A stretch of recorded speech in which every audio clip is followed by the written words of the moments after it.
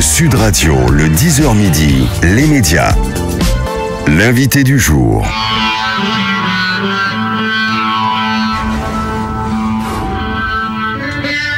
Et voilà, vous avez reconnu le générique des enfants de la télé. Thierry Moreau, bonjour. Bonjour. Vous êtes journaliste à LCI. On vous retrouve tous les matins dans l'émission d'Audrey Crespo-Marin entre 10h et midi. Vous avez été le patron de Télé 7 jours pendant de très nombreuses années.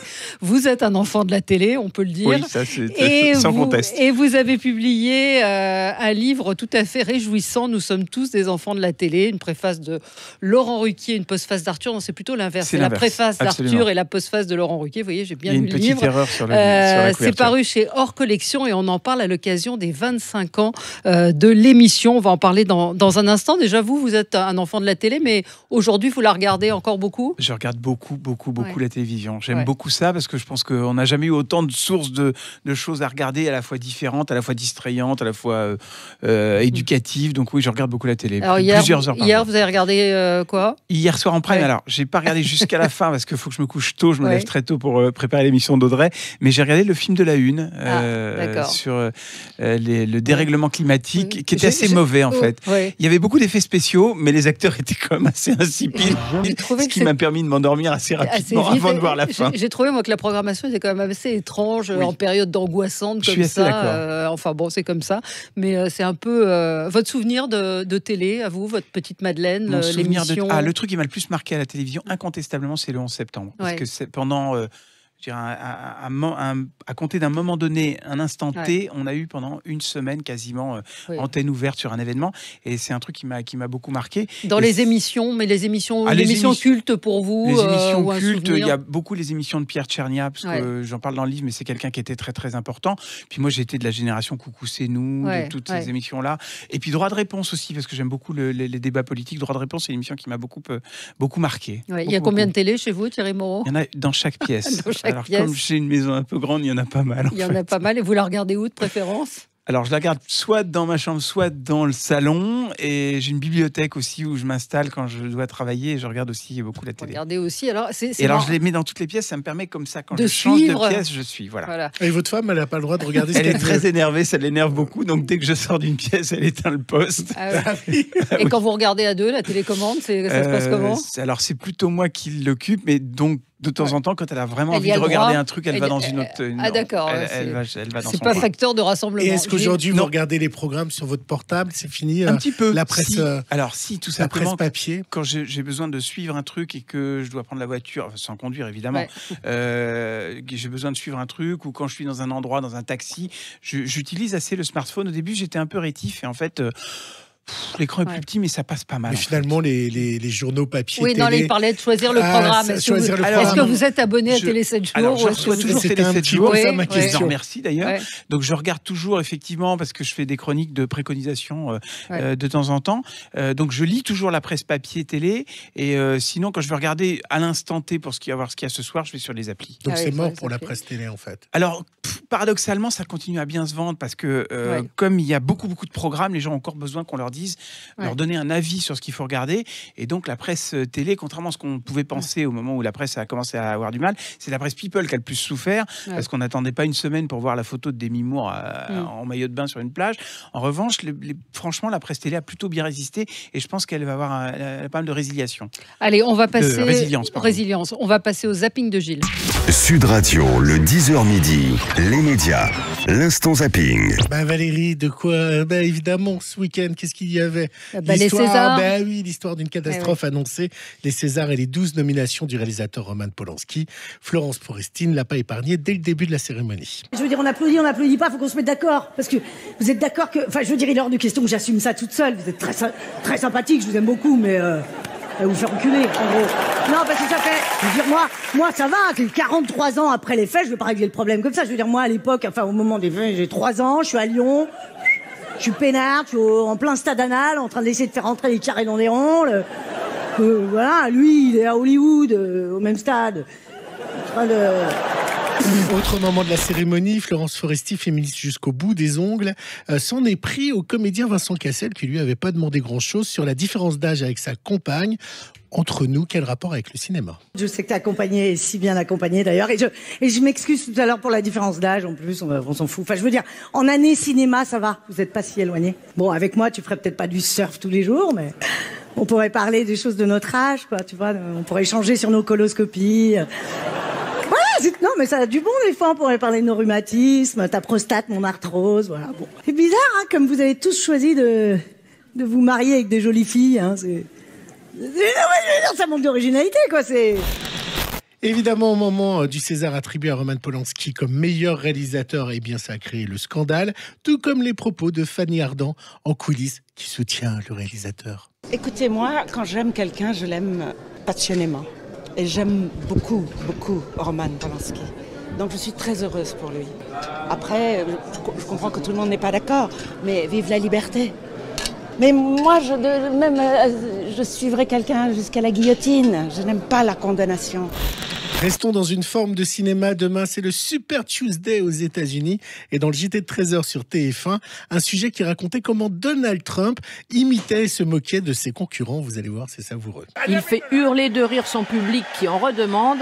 Il se moque notamment de Joe Biden, un de ses opposants qui bégayait dans sa jeunesse. Il est comme ça quand il n'arrive pas à sortir ses mots. Il trouve un surnom méprisant à chacun de ses adversaires. Mini Mike pour Bloomberg, connu pour sa petite taille. Crazy Bernie pour faire passer pour fou Bernie Sanders. Et il n'épargne pas non plus Elizabeth Warren qui disait avoir du sang indien. Pourquoi elle crie tout le temps Pocahontas ? Et pour finir, hier, M6 a diffusé un scoop, l'interview d'Alexandra de Tadeo, celle à qui Benjamin Griveaux a envoyé la fameuse vidéo. Benjamin Griveaux a proposé à plusieurs reprises que l'on se revoie physiquement, 4 fois exactement. J'ai à chaque fois, par manque d'envie sans doute, annulé nos rendez-vous. Et le dernier rendez-vous, j'avais déjà rencontré l'homme qui partage actuellement ma vie, Piotr Pawlenski. Et je lui ai dit que je ne pouvais pas le voir car j'avais autre chose de prévu avec Piotr Pawlenski. Quelle époque, hein? Ah oui, c'est un zapping. C'est un concentré en fait de tout ce que notre société en ce moment. Absolument. Les Césars, ça a rassemblé plus de monde que l'année précédente. C'était assez logique. Il y avait une attente. On pensait qu'il allait y avoir du sang et il y a eu quand même du sang, effectivement, un petit peu. Mais c'est vrai que c'était une soirée assez étrange. Vous l'avez regardé? Oui, je l'ai regardé parce qu'évidemment, je voulais savoir comment. Comment ça fera les bonjours des enfants de la télé dans 2 ans. Ça, c'est comment sûr. Florence Foresti allait s'en sortir. Elle était contrainte de l'animer parce qu'elle a un contrat avec Canal+ qui fait qu'elle est liée pieds et poings liés, donc elle pouvait pas se défiler. Et puis en plus, elle a décidé de le présenter avant que le film de Polanski soit nommé. Donc elle a été jusqu'au bout. Je trouve que j'ai trouvé assez juste. Elle s'est moquée de beaucoup de choses. Elle a pris ses distances. J'ai trouvé ça très très bien, assez fort. Et puis le César Roman Polanski, pour moi, c'est un vrai scandale. C'est-à-dire que effectivement, je pense que c'est un mauvais message lancé par une corporation de gens qui s'auto-choisissent entre eux. Ils sont cooptés dans la direction et ils ont donné César du meilleur réalisateur. Ils pouvaient avoir tous les Césars, mais pas celui-ci. était particulier. Voilà. Mais vous ne pensez pas qu'elle aurait dû finir la cérémonie? Non, je pense qu'elle a bien fait. Jusqu'au bout. Je pense qu'elle a bien fait. C'est une manière de montrer qu'elle se désolidarisait. On l'avait compris quand même. Oui, mais je pense que elle a fait de manière un peu plus forte et physiquement, donc j'ai trouvé ça plutôt pas mal. 2 160 000 téléspectateurs ont regardé cette cérémonie, 12,4%, c'est beaucoup plus que l'année dernière, 1 650 000 téléspectateurs. Évidemment, oui, il y avait un enjeu. Oui, comme le disait Gilles, on risque de le retrouver dans les enfants de la télé dans quelques temps, surtout si Florence Foresti est invitée. 25 ans des enfants de la télé, c'est une longévité qui mérite d'être signalée pour la télévision. Vous racontez dans ce livre, Nous sommes tous des enfants de la télé, l'histoire de cette émission. Comment ça a commencé? Alors ça a commencé, en fait, c'est la rencontre entre 3 personnes. Arthur, qui est à un moment de sa vie où il cherche à devenir un animateur un peu familial. Il a fait l'émission Impossible qui n'a pas très bien fonctionné sur TF1. Il veut quelque chose de consensuel, etc. Il y a Stéphane Courby qui a travaillé avec Christophe de Chavannes, qui a eu l'idée de cette émission, parce qu'il y a une émission qui s'appelle Leur première fois, qui a été une tentative tentative un peu des enfants de la télé, mais qui n'était pas très très bien faite. Et puis un type qui s'appelle Michel Royer, qui est une sorte d'archiviste de la télévision, qui a fait une expo à la Villette, de la télé, qui s'appelait La télé des allumés, qui avait eu beaucoup de succès et qui avait cette idée. Donc la rencontre des trois, plus Pierre Tchernia qui vient se greffer sur ce projet, sur l'idée de Courby et d'Arthur, et ça fait un et à l'époque, c'était assez novateur. Pour le coup, c'était très novateur. Parce qu'en fait, il faut bien se souvenir. Alors aujourd'hui, dire ça aujourd'hui avec les réseaux sociaux, c'est quelque chose que les gens ne comprennent pas toujours.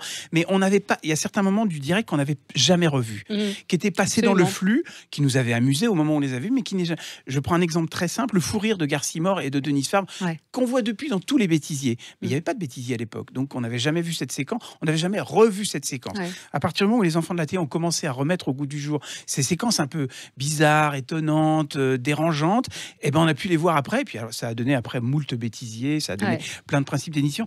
Il y a aujourd'hui beaucoup d'émissions sont nées de cette idée des enfants de la télé, de reprendre des anciennes séquences et de les reconstruire. Parce que c'est vrai qu'on les revoyait pas ces images à l'époque. C'est vrai qu'aujourd'hui ça paraît complètement fou. Et le travail des archivistes des enfants de la télé au début, ils allaient à l'INA. Bah oui, c'était très difficile. Il faut penser qu'il n'y avait pas les réseaux sociaux, qu'il n'y avait pas Internet. Alors ils disent voilà, tiens, Claude François avec sur Midi Première, peut-être qu'il y a un truc, il regarde la cassette, il s'aperçoit qu'en fait il y a eu un incident parce que Claude François est noyé sous les spectateurs qui l'englobent. Le truc part pas. Mais c'était un peu à la pêche. C'est des heures de recherche. Des heures au début, mais c'est que des bandes. Enfin, aujourd'hui, parler de bandes, c'est quelque chose que les gens ne comprennent pas, tout est numérique. Mais c'était des bandes physiques, donc très compliqué.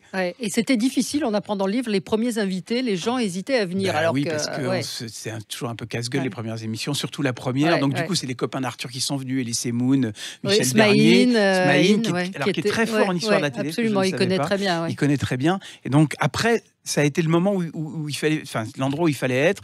Ils sont tous venus, Delon, Deneuve, tout le monde. Quand on regarde effectivement la liste des invités, on se dit que c'est the place to be, quoi. Il faut vraiment être passé par. Il fallait vraiment passer par cette émission. Et alors, comment c'est venu l'idée des casseroles dans l'émission, parce que c'est le moment fort des enfants de la télé. Oui, ça en fait partie. L'idée, c'était au départ d'aller voir les premières fois des gens. Et puis quelquefois, les premières fois des gens, c'est quelquefois des casseroles. Si on prend celle de Cyril Hanouna, qui a été chroniqueur dans Les Enfants de la télé, quand on regarde aujourd'hui ses premières prestations, on se dit qu'il a quand même fait beaucoup de chemin pour être le garçon qui aujourd'hui tient une émission tous les jours en prime, en direct et de main de maître. Donc souvent, les premières fois sont des casseroles. Donc après, c'est Arthur qui a eu l'idée de ce mot casserole. Et puis c'est devenu un moment culte de l'émission, évidemment. Alors il y a beaucoup de choses dans le livre. Alors, on rappelle déjà qu'il y aura une émission samedi prochain en direct. Les enfants de la télé fêtent leurs 25 ans, présentés par Laurent Ruquier, donc avec des piliers, Michel Bernier, Chantal Latsou, Mimi Mathieu, Hélène Ségara, Pierre Palmade, Elie Semoun, et puis beaucoup d'invités surprises. On nous en annonce. Vous en serez ou pas? Non, vous n'y serez pas. Bon. J'y serai pas. Mais ce qu'on apprend dans le livre, je disais qu'il y avait plein de choses, c'est qu'il n'y avait pas de générique au début. Enfin, il n'y avait pas de logo de l'émission. Non, il n'y avait pas de logo. C'était juste écrit aussi, Les Enfants de la télé, et donc ils n'avaient pas conçu l'émission avec un logo à proprement parler, et puis c'est venu petit à petit, ça s'est naturellement, comme souvent d'ailleurs, quand il n'y a pas d'imagerie, c'est venu tout seul, l'écran avec écrit Les Enfants de la télé à l'intérieur. Pourquoi TF1 avait décidé de l'arrêter en fait? Parce que ça marchait un succès. Alors, ça fonctionnait un petit peu moins en audience. Faut comprendre que l'émission a eu en fait trois vies. Une première vie qui était très branchée sur ce qu'on disait tout à l'heure, la nostalgie des émissions, les anciens génériques, les karaokés sur les génériques, etc. Et puis après, c'est devenu une émission d'accueil qui était une émission où on faisait de la promo du nouveau Astérix avec toute l'équipe du film, et on déconnait, on cherchait les casseroles télé. Il y avait de la déconne sur le plateau aussi. Voilà, c'était une émission de divertissement plus que de la nostalgie de la télévision, même s'il y en avait encore un petit peu. Et donc, ça fonctionnait un petit peu moins. L'arrêt a été décidé par TF1 qui a dit on le met en sommeil. En fait, ils voulaient l'arrêter. Et puis France 2 a estimé que c'était bien de le reprendre pour revenir aux fondamentaux de la nostalgie, qui est un truc qui se met à refonctionner à nouveau très fort en ce moment. Et l'émission est plutôt très sympa le dimanche soir à 19h. Je trouve que la programmation elle est parfaite. Elle est parfaite, elle est très bien. En face, il y a et ça fonctionne plutôt bien. Il y a 7 à 8 et Laurent Ruquier arrive à créer une mayonnaise. Il y a peu de gens, en fait, il y a peu de gens qui sont capables, en parlant de l'histoire de la télévision, pouvoir vous dire le générique c'est un tel ou un tel était dans telle série. Voilà, il y a quelques personnes. Arthur faisait partie de ces gens-là. Pierre Tchernia, évidemment. Ouais. Mais Laurent Ruquier, enfin moi, quand je l'ai rencontré à l'occasion de ce bouquin, c'est un puits de science en matière de télévision. Il adore. Il raconte un vrai enfant de la télé. Dans la postface, il raconte qu'il est effectivement complètement drogué presque à ça. Sinon, comment va la vie après Cyril Hanouna? C'est plus reposant la vie? Elle est différente, je dirais. C'est moins parce qu'il y avait l'adrénaline du direct tous les soirs, donc ça. Là, vous avez l'adrénaline du direct tous les matins. Voilà, c'est ça. Ça change un peu. Je me lève beaucoup plus tôt, mais évidemment c'est très très différent. Ouais. Je suis passé d'une émission qui était devenue une émission de divertissement à maintenant une tranche qui est une tranche d'info. Donc voilà. Mais j'imagine que vous en aviez un peu le rythme ou ce qui se passait. Vous en aviez un peu ras-le-bol. C'est pas le rythme dont j'avais marre. Je pensais que j'avais fait le tour en 7 ans parce que j'avais fait des. Ouais, quand même, j'ai commencé sur France 4 où c'était vraiment une émission média. Après, c'est devenu une émission plus de divertissement. J'y avais moins ma place. J'y étais comme patron de Télé 7 pour parler de télévision, donc j'y avais un peu moins ma place. Donc je l'ai fait parce que vraiment, je me suis beaucoup amusé. Mais voilà, au bout d'un moment, j'avais fait le tour. Je me suis retrouvé à l'occasion d'une émission quand même sur la scène de l'Olympia avec un sketch que m'avait écrit Jean-Luc Lemoyne devant 2000 personnes à faire un sketch d'humour. Qu'est-ce que je peux faire de mieux? J'aurais jamais l'occasion de refaire des choses comme ça. Voilà, j'avais fait à mon sens, le tour de l'aventure. Donc je suis parti. Et il vous en a pas voulu? Non. Et c'est bien de changer de vie aussi, ça montre. C'est bien de changer de vie, changer de rythme aussi. De changer de rythme. Nous sommes tous des enfants de la télé, donc préface d'Arthur qui raconte que cette émission a vraiment changé sa vie. Il raconte l'importance aussi de Pierre Tchernia. Il y a énormément de choses dans le livre.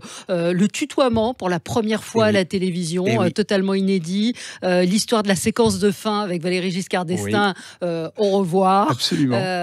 Qui est venu débriefer une fois. Parce que, évidemment, c'était une vraie énigme. Tout le monde se demande comment il a pu faire ça. Et en fait, il vient expliquer tout simplement qu'il voulait marquer les esprits en montrant une séquence. Parce que ça a été un des premiers présidents à utiliser la télévision vraiment pour sa communication. Avec Anémone qui avait souhaité la bonne année, etc. Absolument, des vœux absolument incroyables. Mitterrand était moins à l'aise avec la télévision au début.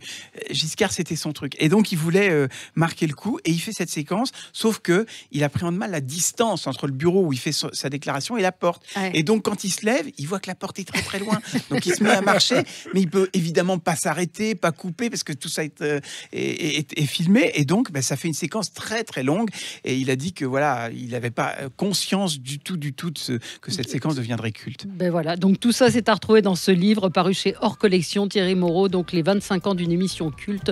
Nous sommes tous des enfants de la télé. Et samedi soir, donc sur France 2, les enfants de la télé fêtent leurs 25 ans, présentés par Laurent Ruquier avec un tas d'invités et un tas d'images d'archives. J'espère qu'ils repasseront beaucoup de choses de Pierre Tchernia, qui était vraiment quelqu'un qui était formidable, vraiment. Et ça a contribué, je pense, pour moi, la télévision, les émissions qui marchent, c'est des cocktails de choses qui fonctionnent. Et Pierre Tchernia a été... Qui était un type d'abord formidablement gentil, humain, et on a eu la chance de le connaître. Qu'il dégageait a fait beaucoup sur le succès de l'émission.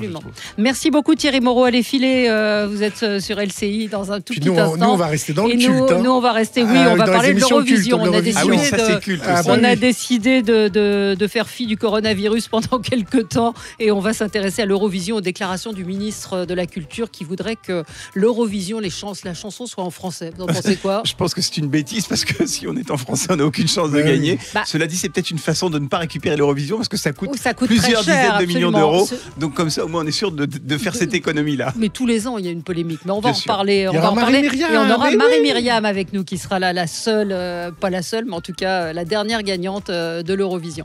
Allez, à tout de suite. Française évidemment. À tout de suite. Merci Thierry Moreau.